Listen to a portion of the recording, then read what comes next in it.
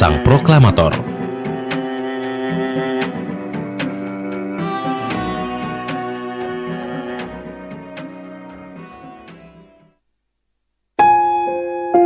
Soekarno lahir dengan nama Kusno Sosrodihardjo pada 6 Juni 1901 di Surabaya. Ayahnya adalah Raden Sukemi Sosrodihardjo, seorang guru. Karena sakit, ayahnya lalu mengganti namanya sesuai tokoh pewayangan, Karna. Sejak itu, ia dipanggil Soekarno. Masa kecil Soekarno tergolong beruntung, karena dirinya keturunan ningrat, maka ia bisa jadi siswa sekolah Belanda. Di dalam memoir dia, dalam autobiografi dia katakan bahwa bukan sebuah ketidaksengajaan bahwa dia itu terlahir dari kelas yang berkuasa. Maksudnya dari kasta yang berkuasa. Maksudnya dia apa? Jadi dia itu memang memimpin itu sebuah panggilan buat dia. Selama sekolah di Huchere Burgerschool di Surabaya, Soekarno tinggal di rumah sahabat ayahnya, Cokro Aminoto. Muda ini selalu ikut Cokro. Ya boleh dikata tidak selalu, mungkin sering kali ikut daripada teman-temannya yang lain di kosan itu. Dia sangat memperhatikan bagaimana cara Cokro berpidato dan cara Cokro untuk meraih simpati massa. Sehingga ketika di bawah kepemimpinannya Cokro Aminoto, Sarekat Islam menjadi salah satu organisasi terbesar yang modern di Asia waktu itu dari sisi jumlah anggota. Karena peran Cokro.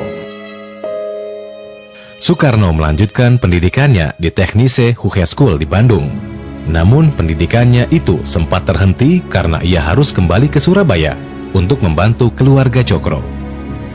Keluarga kesulitan sejak Cokro Aminoto ditahan Belanda. Soekarno pun bekerja di jawatan kereta api untuk memenuhi kebutuhan ekonomi keluarga. Dari sini, pandangan politiknya semakin terbentuk. Ia pun mengembangkan pemikirannya tentang marxisme, yaitu konsep sosialisme yang disesuaikan dengan kondisi setempat. Kalau kita lihat dari perjuangan Soekarno itu kan pada intinya dia itu sangat tidak suka dengan yang namanya penjajahan kan begitu ya. Jadi seolah-olah dalam hal penjajahan ini kemerdekaan manusia itu menjadi terampas ya, dan dia menghendaki bahwa kenapa sih Indonesia kok tidak bisa lepas dari penjajahan Belanda dan dia mendirikan suatu negara yang merdeka itu ya. Jadi dia bisa menjadi bagian yang sama dari negara-negara lain di dunia ini. Lulus dari Technische Hogeschool, ia memilih untuk bekerja sebagai seorang insinyur profesional dibanding pemerintahan karena ia menolak sangkut paut dengan Belanda. Padahal bekerja di pemerintahan lebih besar pendapatannya. Jadi keadaan mereka melarat. Melarat itu dalam artian bukan karena dia bodoh, dia nggak mau, enggak. Tapi pilihan yang dia sadarin betul. Bahwa dia nggak mau jadi kaki tangan pemerintah Belanda dan dia menolak untuk jadi pegawai negeri, pegawai government Belanda. Dan dengan begitu dia harus tanggung resikonya lapar. Dan dia ambil itu. Sementara kegiatan politiknya di Partai Nasional Indonesia (PNI) terus ia jalani sampai akhirnya Soekarno ditangkap. Dalam sidang pengadilannya, Soekarno membacakan pembelaannya berjudul Indonesia Menggugat. Ia sempat ditahan di Sukamiskin selama setahun. Setelah bebas, tak lama ia kembali ditahan untuk dibuang ke bagian timur Indonesia. Soekarno dibuang ke Pulau Flores selama 5 tahun. Tak cukup diasingkan di sana, ia dibuang ke Bengkulu. Soekarno bersama keluarganya tinggal di Bengkulu selama 4 tahun.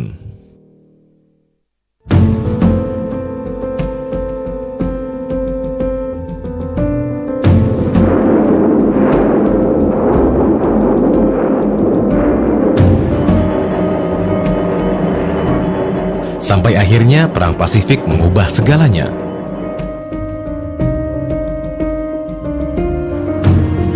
Belanda menyerah kepada Jepang. Jepang pun menduduki wilayah Indonesia.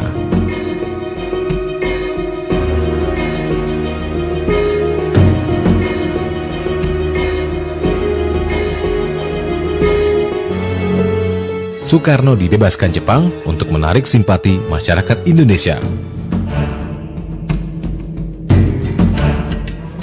Karena Jepang menjanjikan kemerdekaan, Soekarno dan rekan seperjuangannya, Hatta, sepakat untuk bekerja sama dengan Jepang.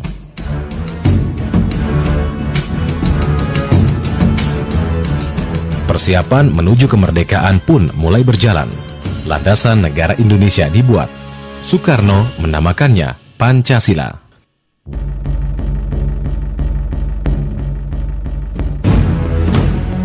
Tapi jalan menuju kemerdekaan tak semulus yang diharapkan. Sekutu mengalahkan Jepang dengan menjatuhkan bom atom di Hiroshima dan Nagasaki. Jepang menyerah kepada sekutu. Soekarno dan Hatta akhirnya mempercepat proses kemerdekaan dengan dorongan dari kalangan pemuda. Proklamasi kemerdekaan dibacakan Soekarno 17 Agustus 1945. Proklamasi.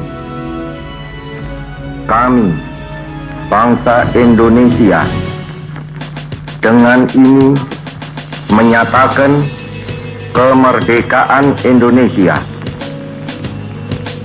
Hal-hal yang mengenai pemindahan kekuasaan dan lain-lain diselenggarakan dengan cara saksama dan dalam tempo yang sesingkat-singkatnya. Jakarta, 17 Agustus 1945, atas nama bangsa Indonesia, Soekarno, Hatta.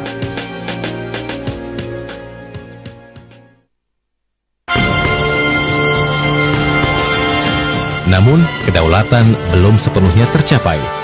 Belanda masih berupaya menduduki kembali bekas jajahannya. Belanda 2 kali melancarkan agresi militer. Bangsa Indonesia pun melawan. Soekarno kembali ditahan dan diasingkan. Sampai akhirnya PBB memerintahkan Belanda untuk membuka perundingan kembali dengan Indonesia.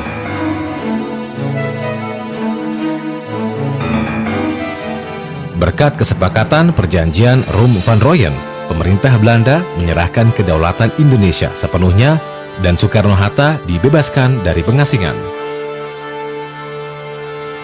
Soekarno disumpah menjadi Presiden Republik Indonesia Serikat sebelum akhirnya kembali ke Jakarta. Warga pun menyambut kedatangannya.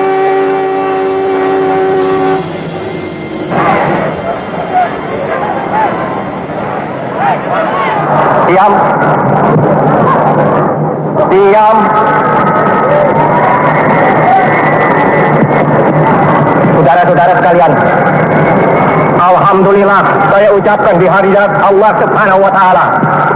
Ini hari aku telah menginjak lagi bumi Jakarta. Sudah hampir 4 tahun lamanya saya tidak bersuara. 4 kali 365 hari saya berpisah dengan rakyat.